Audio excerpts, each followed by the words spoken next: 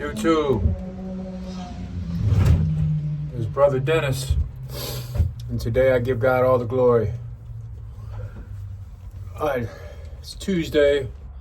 I didn't get to scrape out my loft Sunday because of the went to church and came home and just got into other things and didn't get to. So I got Tuesday. Today is the day I decided to clean my loft out. It's overcast. It's like 4:10, and so I let all the young birds out. They all flew out, and they're all flying.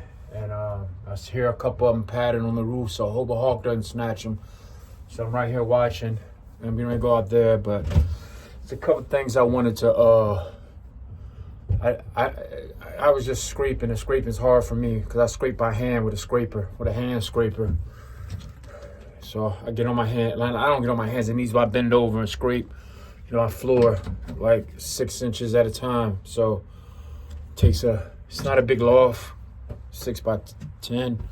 So I do half one day. I'll do the breeders tomorrow. And so I just wanted to go over a couple things. One thing I want to talk about my YouTube channel itself. I'm over 700 subscribers now, the channel is. And, to me, that's a big accomplishment to me. And I know everybody puts that milestone, like the first milestone is like, you get 100 and then you get a 500, then you get to 1,000 and, you start going up like that. But I've been trying to build mines like legitimately. I try to get a good angle too. So in case my birds want to trap in, I can see them and I'll move out the way so they can trap in. But I try to build it the right way. I started this YouTube channel 4 years ago. Well, maybe 3 years ago, but like 4 years ago, I had I was in a terrible place in my life, and a guy that I used to watch his YouTube channel. He had a big YouTube channel, 2.5 million subscribers. And one day he made a video. One of the really nicest persons, Brian Barchek, was really used to watch his channel all the time. And one day he just came out with this video and was like, "Man, I got anxiety and depression. I've been dealing with this most of my life." And he made this video, and I was at a place in my life where I needed the encouragement, and I never forgot that. And then I was talking to my psychiatrist and my therapist about it, and was talking about the YouTube channel and what it meant to me. And she said, "Well, if he did that for you, then maybe you could do it for somebody else, be part of your therapy, like reaching out, reaching back." So I took the advice. I started making videos. I wouldn't post them at first, and you can go back and look at some of my first videos. They're weird, like local videos. And I named my channel High Anxiety because I had anxiety, and that was one of the reasons that was motivating me to make the channel. But after I started getting I started feeling like I was glorifying anxiety, like I was trying to, become a celebrity off and having anxiety or whatever. It just made me feel weird that I had anxiety. So I changed the name. Come to North Carolina, I changed it to New Beginning because that's what I was trying to do. I have a new beginning on my life. And, kennels, New Beginning kennel, because I was into the dogs real heavy most of my life, and I had to give it up to raise kids, but now I wanted to get back into it. And in loft, because the pigeons are really good therapy for me. And one of the things about anxiety and depression, having that, is you need purpose in life. So the YouTube channel gives me purpose. Pigeons, dogs, stuff gives me purpose, because sometimes, I know this sounds funny, but sometimes being married, having kids and all that, you can still feel alone. You can still feel like you're battling, because the closest people that are around you, the most, you don't want them to know how vulnerable you are, because it makes them feel insecure. So you want to hold it in, and being a man and being prideful, it's not easy. So dealing with stuff like that. So a lot of people don't have outlets, don't have a way to deal with certain things. They try to hold it in. Back in, my father and grandfather days and all that, you wasn't a man if you wasn't strong, and that persona and all that. There's a lot of stress and weight that comes with that. And knowing what I know now, being spiritual and everything,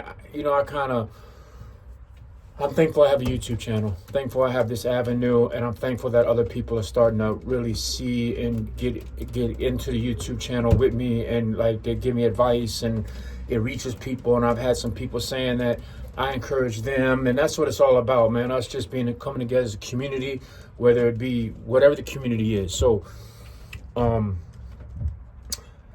been going through some things. I'm physically disabled right now. Mentally, I got some mental health issues.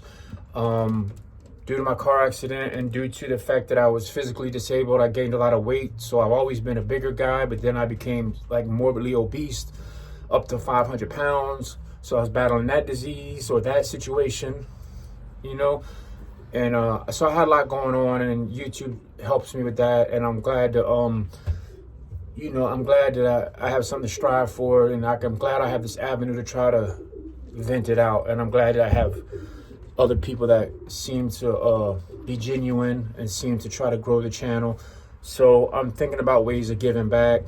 So I just wanted to address that and say thank you to everybody. Still like 87% of the people that watch my videos aren't subscribed. So if you want to help with PTSD awareness, anxiety and depression, if you want to help fight obesity, if you want to help, be encouragement to somebody like myself and other people. If like Brian was an encouragement to me. And another thing about Brian, I want to say he just passed away from pancreatic cancer, right? And he just passed away. My birds just scattered. He passed away from pancreatic cancer. And so rest in peace, Brian. Rest in peace to Brian and his spirit, and hopefully his family's finding solace and knowing that he was a inspiration to people like me. And I want to say thank you to Brian and to his family for everything that he's done for me, the encouragement that he did for me. And I hope he's resting in peace with God, and I hope his spirit's at rest, and because his body is. So yeah, my birds just scattered. So I wanted to say that. I also wanted to say, got distracted. Also wanted to say about the club situation in my last video.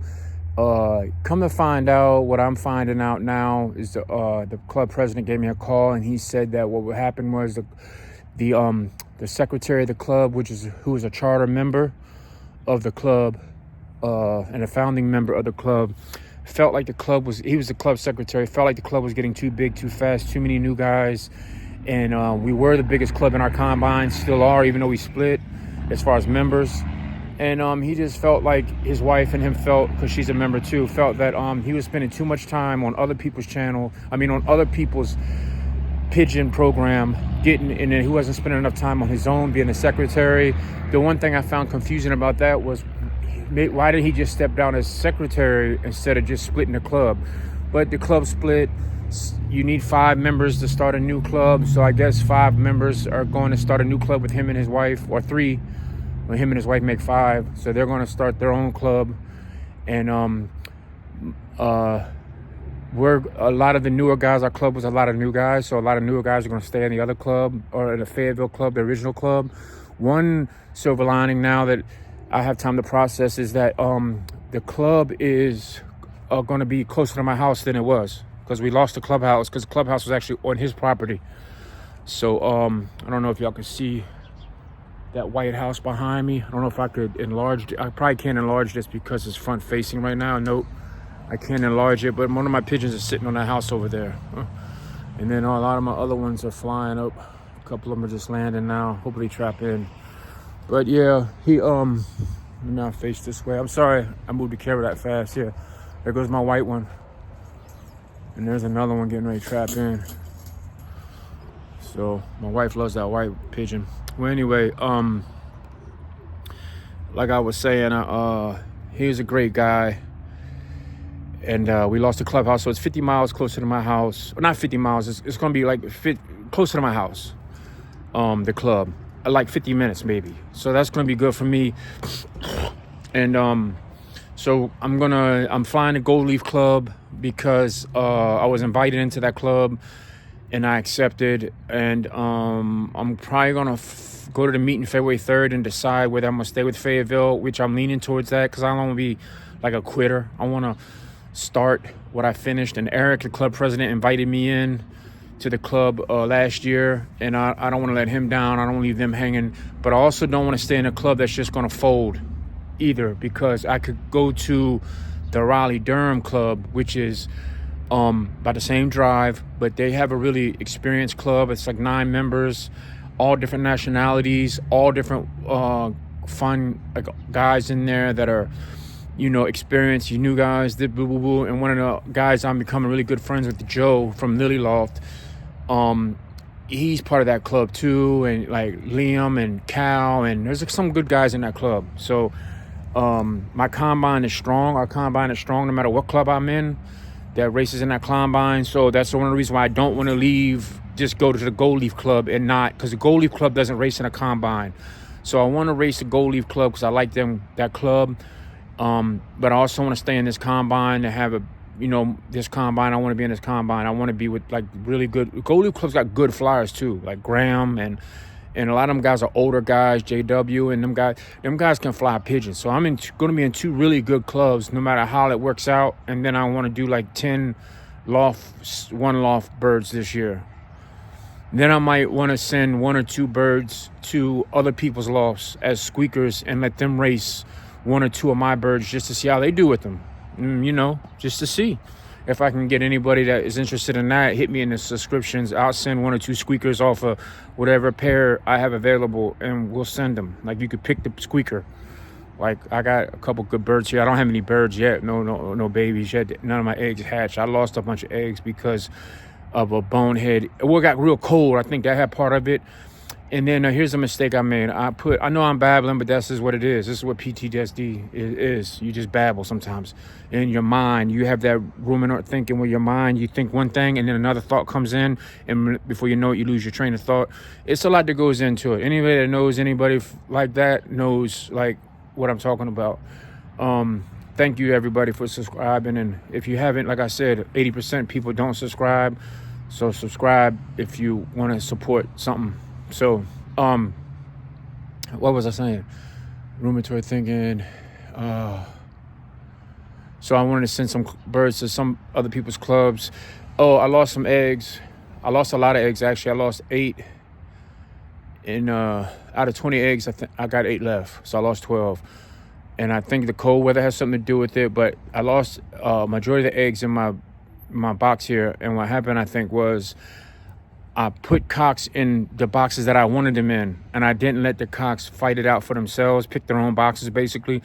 So when I opened all the doors, they started picking their boxes. Eggs was getting, like, not sat on. Hens was getting kicked out the boxes. People was fighting. It was ugly. So here's my advice to any new flyer, anybody that's just started breeding.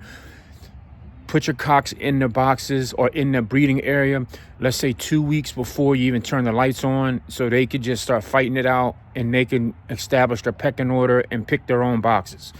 Any cock this is the advice that was given to me, any cock that can't hold a box, you probably shouldn't breed out that cock anyway. That's what I was told. Any cock that can't defend a box or won't keep a box, you gotta be careful. If you have available boxes, but they're like nesting on the floor, or that's kind of like the hen kind of does that. But if you have boxes and the cock can't hold his box, like he can't protect the box, then maybe you shouldn't breed out of them. That was the advice I was given. But the funny thing is I have 5 cocks in there and 10 boxes. So I did close off some of them though. So there's only it's 5 cocks and 7 or 8 boxes they can get in. I close off 3. So whatever the math is on that. So that's what happened. They ended up fighting over the boxes. Some of the eggs weren't being, some of them were actually not fertile, and then other ones weren't growing. So so that wasn't the case in my single hatch hutches, where I have 1 pair, like the single breeder nest. So that wasn't the case there. What I think happened there was they just got too cold. Like they just got too cold.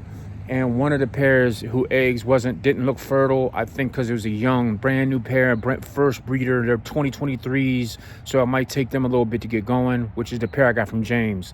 So their eggs wasn't fertile, wasn't growing. So wasn't fertile. I didn't even see no veins. A couple of them I seen veins, but they wasn't growing. So because what I did was I candled them, marked them, Waited like 4 or 5 more days, candled them again, seen no movement or improvement, no darkness, or no, they were either the same or whatever. So then I knew, most people count their eggs like 4 or 5 days. I don't even count my eggs until 10 days. And then if 10 days, it doesn't look promising, I'll draw a little circle on there and go like 4 more days. I know, I just want to be sure. I want to be safe. And then when I busted the eggs open, you could tell there was nothing in it, because I let my dogs eat the eggs.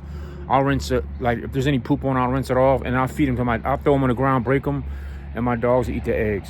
So, or I'll throw them out here beside my house in the street and let the cats and stuff get them, like on the other, like across the street in the grass, and I'll let the cats and stuff get them. So, yeah, that's where that is. That's where I'm at with that. Thanks to rest in peace, Brian. I touched on the YouTube channel. I want to give some pigeons away to some people. I'm probably going to do a bigger giveaway at 1,000 or 1,500. I might give away a puppy. I might give away a couple dollars. I might just do just to give back. So I'm gonna be looking out for a giveaway. I'm not going to announce it just quite yet, but I am interested in maybe gifting somebody a pigeon or two soon. If somebody's interested in either flying a pigeon out from me or just wants a pigeon, I'm interested in that. I'm all over the place. I just wanted to make a video. I wanted to touch on a couple things. I have my birds out flying. They seem to, I might scrap old birds 2024. I'm thinking about it because I got late hatches, and they haven't. Some guy told me, Joe did, he told me this. He said if your young birds don't have the ability, if you don't let your young birds range as young birds, and you keep them like prisoner or captive, and they lose the ability or the desire to start ranging once they hit a certain age, and they'll start getting lost because they weren't properly basically ranged or homed into where they live at. And he's a really good flyer. He flew in New York in the biggest concourse there is on the East Coast, I guess, that Connecticut, New York concourse, which a concourse, from my understanding, is a bunch of big combines together make a concourse. Maybe I'm saying that wrong. I don't know. So let me know. But he was telling me that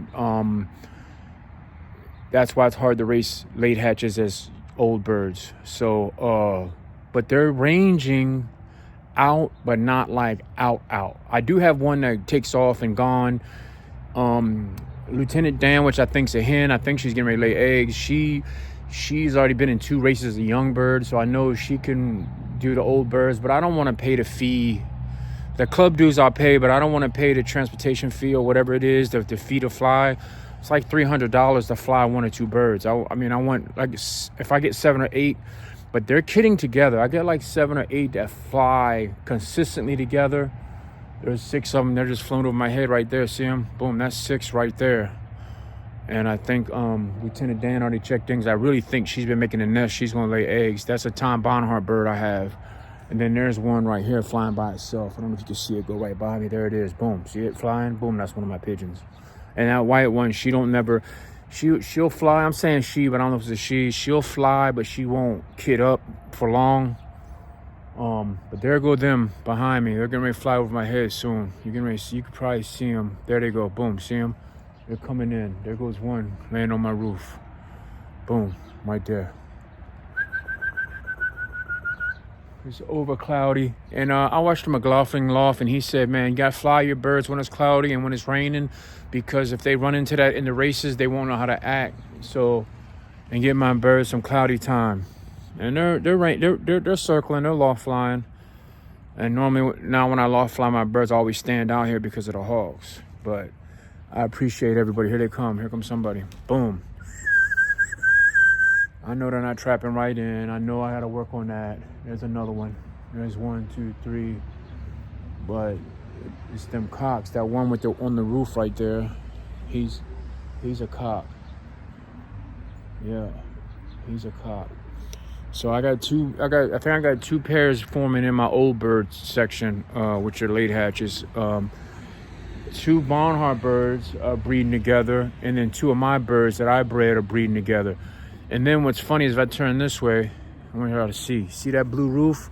That's a high school, and that high school has a wild pigeon flock that lives there.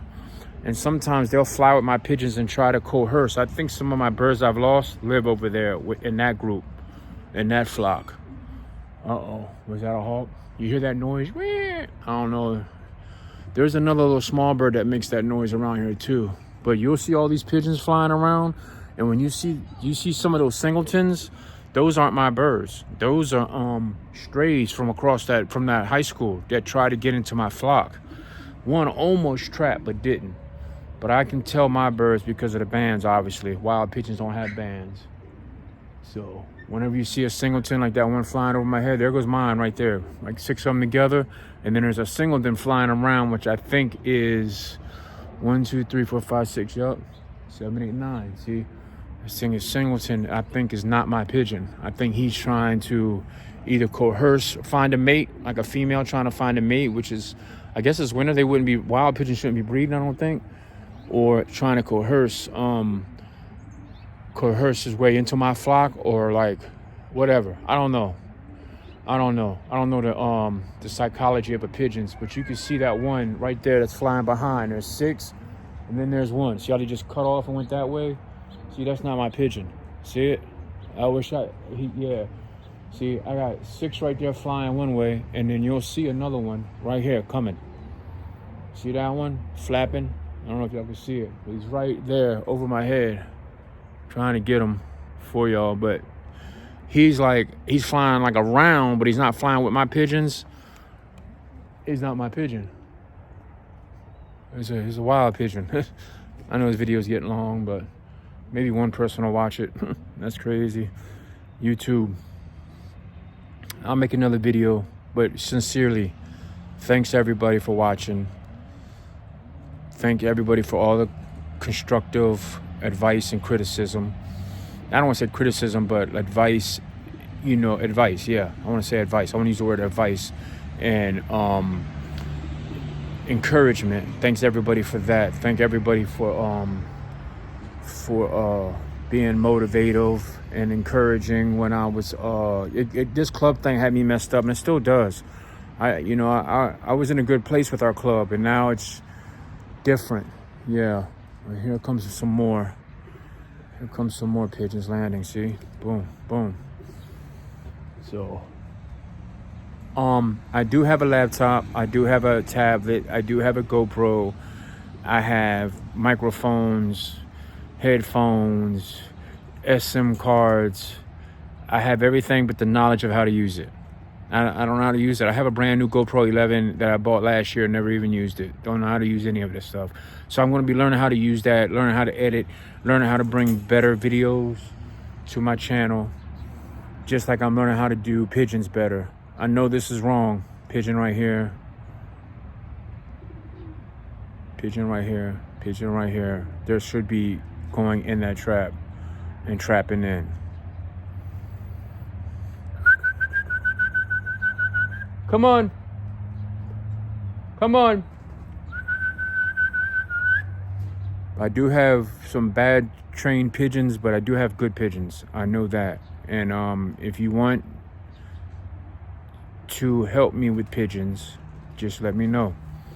We'll be having some babies and sending some one-loft pigeons off. I'll be sending maybe a pigeon or 2 to somebody else's loft that wants to fly them out of their loft just to see how they do. And we'll go from there. I don't want to accept a whole lot of pigeons because I'm still bad with pigeons as far as hawk attacks, training, losing pigeons. I don't want anybody to send me pigeons and I lose them. But I'll send out a couple. I do have a couple people saying that pledged me, like Joe pledged me, he's going to give me 5 pigeons to race, and help me get my young birds up. So I have 10 breeding pair plus a couple breeding pair, I think, that are in my old birds.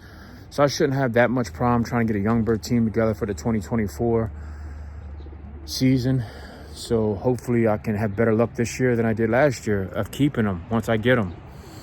And I'm going to do a lot better. I'm going to put a young bird loft out here. I'm going to do a lot better job training. I'm going to try to do a lot better job training. And most of y'all won't watch this video anyway, because like the average view of my channel is like 3 minutes, and this is already like 24 minutes. So with that being said, I'm gonna click off of here, and I'm gonna say God bless everybody. Love somebody. Keep an eye on people. Keep an eye on people, man. Like the mental. Keep an eye on people. Like seriously, watch out for people. Watch out for the sign. Watch the signs. Watch out for the signs. Right. So love everybody. And you know, fly, like Maida says, fly with a purpose. That's his line. But live with a purpose. Get out of bed every day. Thank the Lord. I thank the Lord for every day that I get up. Then I try to glorify him and find a way to live life every day. If you wake up, then live life. That's my advice. If you wake up, live life. Every day's a new beginning. That's why I call my channel New Beginning. Every day is a chance for a new beginning. Remember that. God bless you.